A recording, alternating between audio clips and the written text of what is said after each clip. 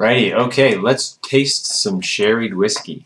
So last three videos have been kind of lighter bourbon style whiskeys, Glenlivet and Glenfiddich. I thought I would go back to the sherry. So this video is going to be Glendronach 15, a review.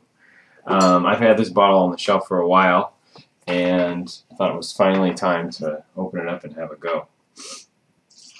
So Glendronach, it was mothballed between 1996 and 2002 or 2003, something like that. So this is 15 years old. This is probably from, well, I guess it was made before that 1996 date when it was mothballed, and it was sitting in the distillery. So Revival, Glendronach Revival, this is a commemorating the return of Glendronach Distillery. So this is a sherried whiskey. It's exclusively matured in Spanish Oloroso sherry casks.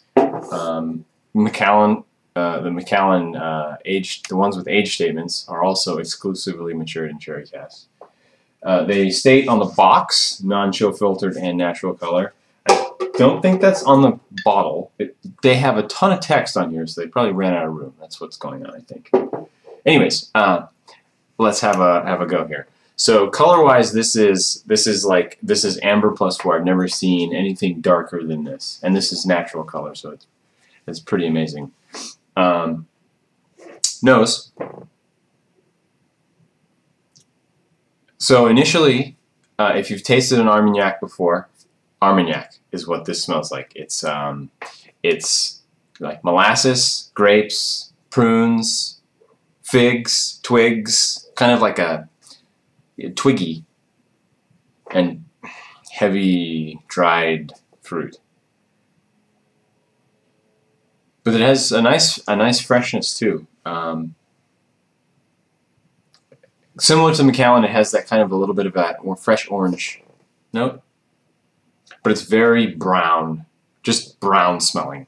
That's what it smells like. There's also kind of a nice like a red apple going on. Let me move on to the tasting. I think this deserves a little bit of water, actually. So let me have a quick taste.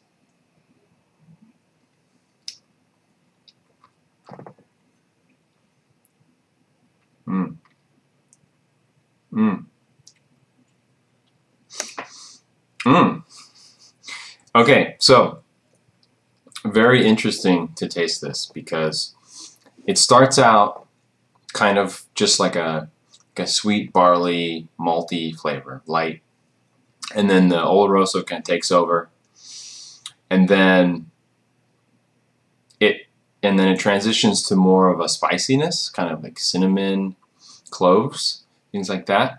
Very rich and heavy in your mouth. It's actually surprisingly tart also. Kind of reminds me of if you've ever had a beer that's made with grapes, or like made partly with grapes. That's sort of what's going on here as far as flavor. It's just got that tartness of a white wine. Okay, a little bit of water. Finish, I'm just thinking about the finish here. So this is a bottle at 46%. It does take a little bit of water.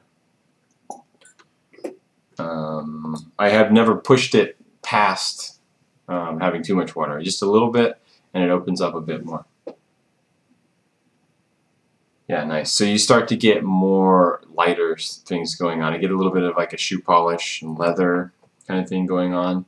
The wood starts to come through a little bit more, I think, when you add water. It's a little bit of cedar, and then as far as woodiness, what I wrote down is toasted tree bark.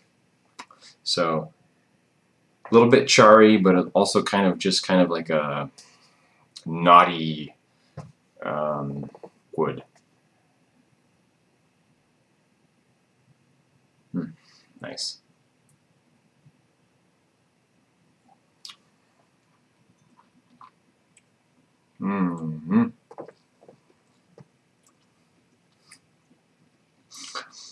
It's like a little flavor adventure tasting this.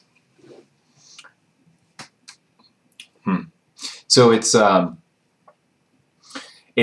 like, it kind of reminds me of the batter for a fudge, if you were to kind of leave out the vanilla, I think, and leave out a little bit of the sugar.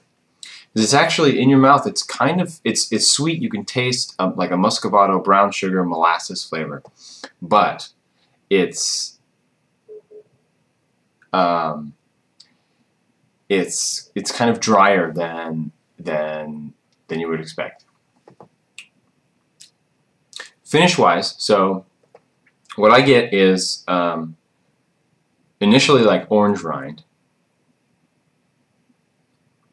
The orange rind is kind of sort of on the sides of my tongue, and then again drier than I expected. Just with a sherried whiskey, I sort of expect it to be a little bit richer, but actually it turns out I think I'm thinking about it, they come out a little drier. And then obviously, so this is Oloroso sherry. It does have that Oloroso sherry finish, which is a little woody, a little bit of red wine tannin thing going on. But it sticks. It's kind of medium length, not as long as I'd expect, actually, but it does stick around for a good while. Let's have one more taste.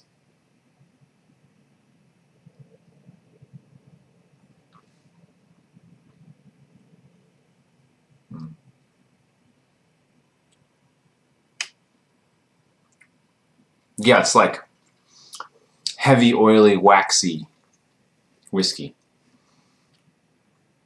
Very nice. So, rating for this, 90 out of 100. But I have to say one thing. I think that this Glendronach is something like $80 to $100 a bottle. So it is good, but it is kind of demanding. And also the fact that you pay so much money, it's kind of like difficult to just pull out and have a taste. It's kind of something for more special occasions, I would say. But it's quite good. Conclusions also. Let's see what I wrote down here. It starts like an Armagnac, but has a lot more body and depth than the ones I've tasted. Armagnac, so like twigs and prunes, kind of, but it's a little bit fresher, the ones that I've had. This has got more brown kind of smells and tastes. And also, I've never seen, of all the whiskeys I've tasted quite a few, never seen one that's so dark and is so heavy and so thick in your mouth. And taste-wise as well. It's very dark and deep and rich. So yes, if you haven't had yourself a taste of Glendronach 15, you definitely should try it. Very good whiskey. And I think I'll leave it at that. What else? Anything? No, I don't think so. I'll see you guys next time. Bye-bye.